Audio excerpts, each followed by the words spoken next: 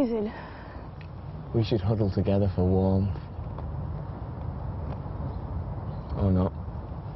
What I did to prepare for this role was initially do some internet searches for the creatures that were mentioned in the script. I can do the action stuff as well, you know. I'm not just a massive intellect. I got told this boy was a genius, an academic. Oh, actually, that's my dissertation. I left school at 16. It was everything that I'm not. I'm not saying I'm not a genius, because in many ways I might be. I don't know yet. I've not found my niche. It's a work in progress. I was stepping into territory unknown. With so many CGI creatures, the cast had to find a new style of acting.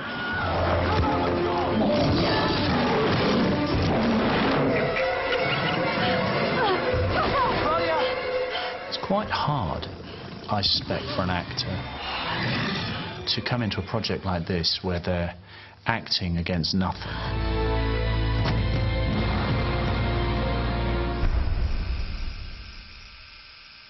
As far as when you're acting with CGI, it really is as naked as all that.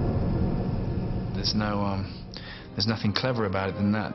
As a group, as a unit, we had to imagine these things that we had no idea what they were gonna look like.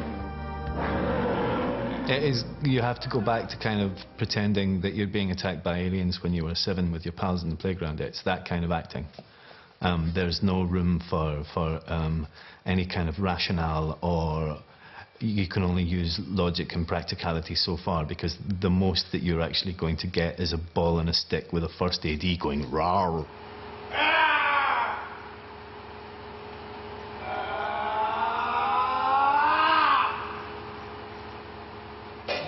That's as good as it's going to get. And at first it seems so stupid and overreacting and a fear of being a terrible ham, and that we're all going to be looking at different things at different times. Well, there's absolutely nothing in front of you. I was looking over here, and I think Andrew was looking over here. I felt an idiot on the first week. Be told that, and the big monster's just gone that way, and you're going to get heads going boom, and then somebody else going boom 2 minutes later. You just have to rely on your own imagination. You've really got to put it there mentally in front of you. The more used to you get, the more kind of it becomes every day. I personally don't think twice about it. They go, oh yeah, there's a huge predator type creature over there. It moves at the speed of light. You know, you're just like, oh, okay.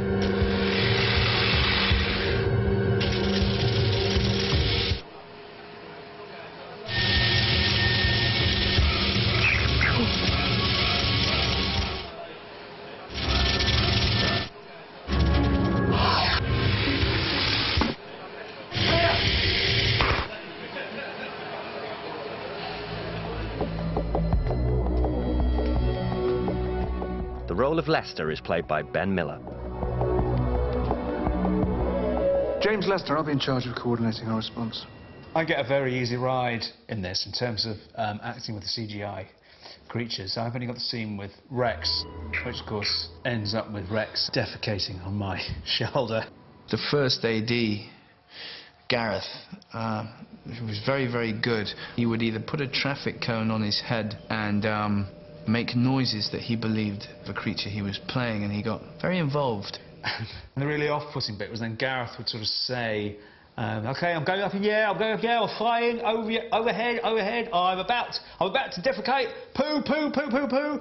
And when you're sort of trying to kind of stay sort of in character and in the scene, and try and sort of take it seriously.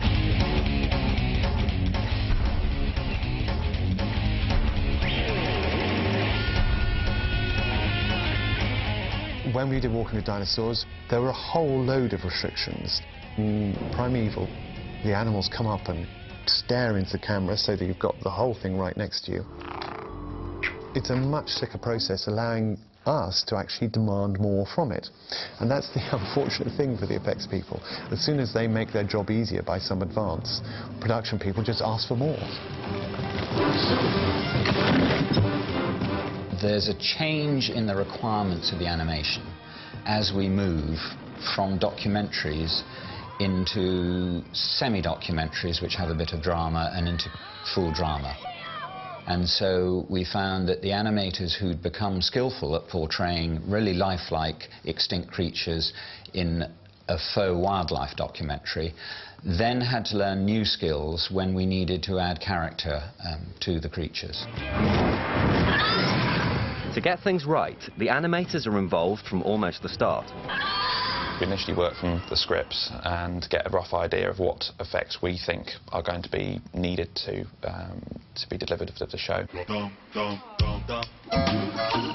Director Silla Wurr's first character was Rex, the flying lizard. We wanted Rex to have his own very specific character.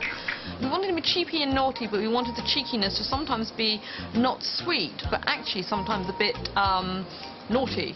What we found with all the creatures really is there are certain mannerisms that they can do that will give clues to what their character is. And when an animator hits on that mannerism, then it's kind of bingo, that's it.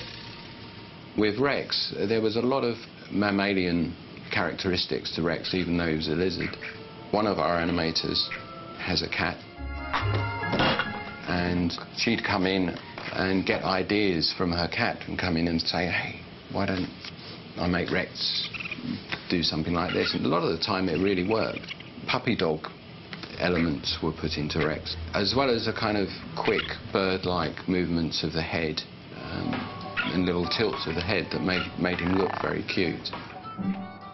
We were worried about Rex because it had to match an animatronic lizard, and that's always difficult because animatronics are built of rubber with metal skeletons inside, and they tend to look very different from our creatures. Animatronics are mechanical creatures used when the interaction with the actor is extremely close. This is Rex. He's our animatronic lizard. He's very lovable, very cuddly. Chris, do you want to give me a hand? I'll put it. Chris did all the mechanisms for Rex, and he's Abby's favourite friend, and all the cast and crew are really quite fond of him now. Most of the shots she's being carried around, so as long as the back end was animated and the front was animated, it was all moving realistically and believably. This is just a 2-week mechanising job, so this is what we can get in 2 weeks. But in order for Rex to really come alive, he needed his very own voice. Rex was most probably one of the hardest creatures to find a voice for, because we'd always decided that rather than being a lizard which has no real sounds, we wanted Rex to have his own very specific character. Rex was a tricky one. Everyone on the production had an idea about how he should sound. He's the dinosaur that everyone wants to have at home with them. So to base him entirely in reptilian sounds wouldn't have given him the cute factor. Rex, come here, stop messing around. The process of finding his voice started initially by looking for an animal that actually had character within its own right, and our editor Adam had discovered the voice of a raccoon. I then experimented with various frog noises to give it a sense of bark, a sharpness to it, and cutting into the raccoon noise, which worked with the frame store's images of a yapping kind of cheeky chap. It's a radically different job to anything I've worked on in the past. It's the first time that I've been asked to create things that I have no idea what they're actually going to sound like. I'm very happy with the sound of the Gorg, the combination of metal, human voice and animal,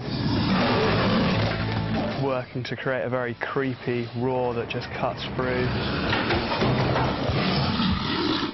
It brings associations of sounds we know, sounds that terrify us.